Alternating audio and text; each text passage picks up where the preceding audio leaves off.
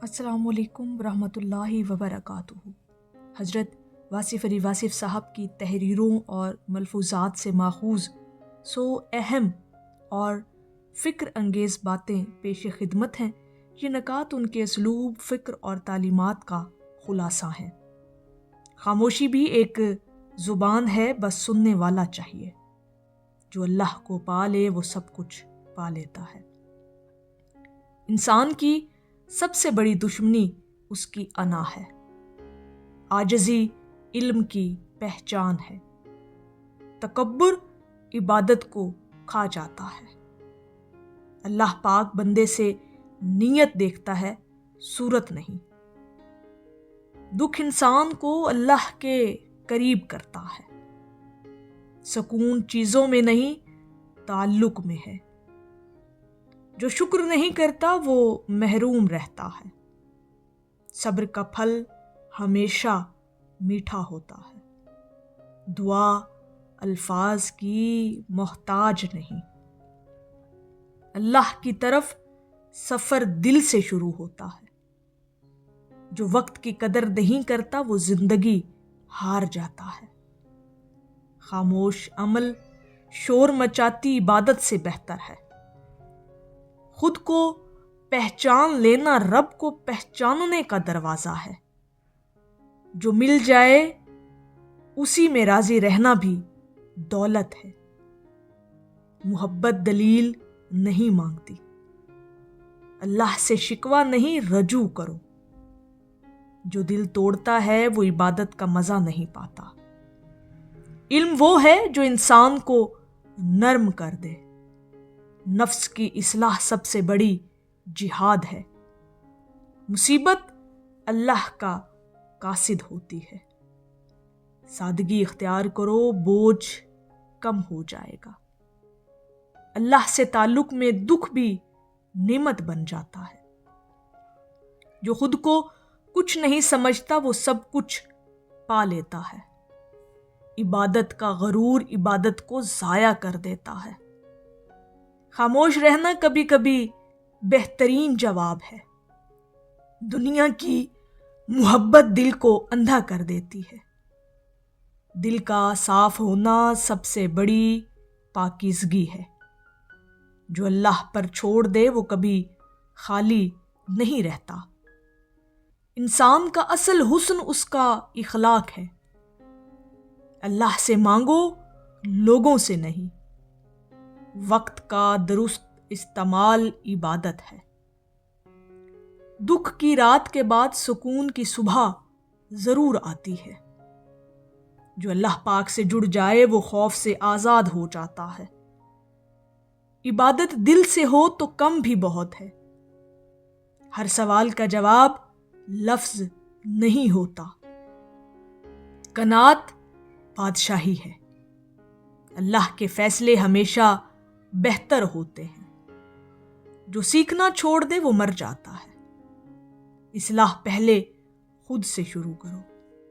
دل کی آنکھ کھل جائے تو سب کچھ واضح ہو جاتا ہے۔ زبان کا زخم تلوار سے گہرا ہوتا ہے۔ اللہ کی رضا سب سے بڑی کامیابی ہے۔ جو خود کو سنوار لے وہ دنیا سنوار لیتا ہے۔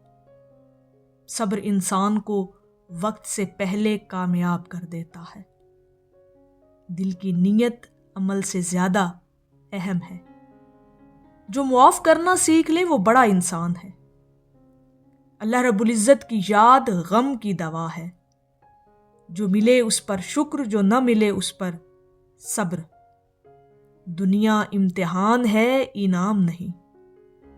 خاموش عبادت سب سے محفوظ عبادت ہے۔ اللہ بندے کی ٹوٹ پھوٹ کو پسند کرتا ہے۔ جو اللہ سے جڑ جائے وہ تنہا نہیں رہتا۔ دکھ انسان کو نکھار دیتا ہے۔ اللہ کی طرف ایک قدم بڑھاؤ گے تو وہ 10 قدم بڑھاتا ہے۔ دل میں نفرت ہو تو عبادت بوجھ بن جاتی ہے۔ جو خود کو بدل لے وہ حالات بدل لیتا ہے۔ عاجزی انسان کو بلند کر دیتی ہے۔ اللہ کے ذکر سے دل زندہ ہوتا ہے۔ ہر کامیابی کی بنیاد شکر ہے۔ اللہ کے راستے میں دیر ہے، اندھیر نہیں۔ انسان اپنی نیت سے پہچانا جاتا ہے۔ جو اللہ پر بھروسہ کرے وہ کبھی ہارتا نہیں۔ دل کا سکون سب سے بڑی نعمت ہے۔ جو کم میں خوش رہے وہ امیر ہے۔ عبادت نمائش نہیں، نسبت ہے۔ اللہ کے فیصلے وقت پر آتے ہیں۔